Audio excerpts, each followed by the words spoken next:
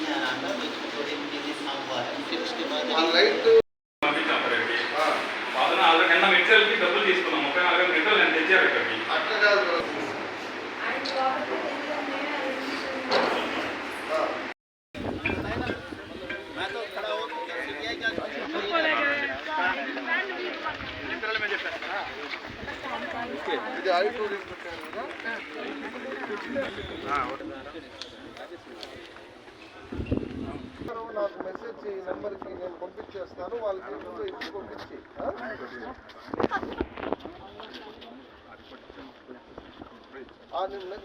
కలలుగా మిగిలిపోకుండా వారి కలలని నిజం చేయడానికి మీరందరూ కూడా కృషి చేయాలి, కష్టపడాలి, బాగా చదవాలని ఈ సందర్భంగా నేను గుర్తు చేస్తా ఉన్నా.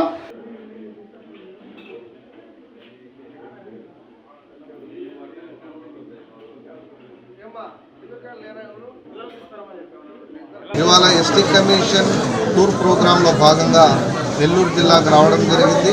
ఇవాళ నెల్లూరు జిల్లాలో చంద్రశేఖరపురం అనేటువంటి మరి ఈ ప్రాంతంలో EMRS Eklavya model residential school అనేది ఇక్కడ ఉంది. ఈ స్కూల్ని ఇక్కడ విజిట్ చేయడానికి ఇవాళ ఇక్కడ ఉన్నటువంటి స్థానిక అధికారుల యొక్క వారి యొక్క పర్యవేక్షణలో ఆధ్వర్యంలో మరి ఐటీడీపీఓ ఏపీఓ వారి యొక్క ఆధ్వర్యంలో మరి ప్రజలు, ప్రజా సంఘాలు, మీడియా మిత్రుల యొక్క ఆధ్వర్యంలో ఈ క్యాంపస్ ప్రిమిసెస్ అంతా కూడా ఇవాళ తరగతి గదులకు వెళ్ళి పిల్లలందరినీ కూడా ప్రత్యక్షంగా కలుసుకొని వారికి విద్యాబోధనలో కావచ్చు, అయితే మిగతా సమస్యల మీద వారికి ఏదైనా ఇబ్బంది ఉందా అనేటువంటి అంశం మీద వారిని అడిగి తెలుసుకోవడం జరిగింది. ఈ క్యాంపస్లో దాదాపుగా 500 మంది విద్యార్థులు మరి ఈ ప్రాంతంలో చదువుకుంటూ ఉన్నారు. ఇది సెంట్రల్ సిలబస్తో కూడినటువంటి విద్యాబోధనని ఈ క్యాంపస్లో ఇక్కడ విద్యార్థులకి ఇక్కడ ఉన్నటువంటి ఉపాధ్యాయులు ఇవాళ ఇచ్చేటువంటి పరిస్థితి ఉంది. అంటే క్యాంపస్లో చిన్న చిన్న సమస్యలు, అంటే ఆ సమస్యలంతా కూడా మా దృష్టికి మరి ప్రజలు, ప్రజా సంఘాల ద్వారా వచ్చాయి. ఇక్కడ పిల్లలకి తరగతి గదుల్లో ఫ్యాన్లు కానీ, లైట్లు కానీ కొంత అసౌకర్యంగా ఉందనేటువంటి విషయాన్ని కూడా ఇవాళ ప్రత్యక్షంగా మేము తెలుసుకోవడం జరిగింది. ఇక్కడ మెనో విషయంలో కూడా మరి భోజన విషయంలో కూడా కొంత పరిశుభ్రత లేదని కూడా ఇవాళ కమిషన్ దృష్టికి వచ్చింది. ఇక్కడ నీటి సమస్య కూడా ఉంది విద్యార్థులకి.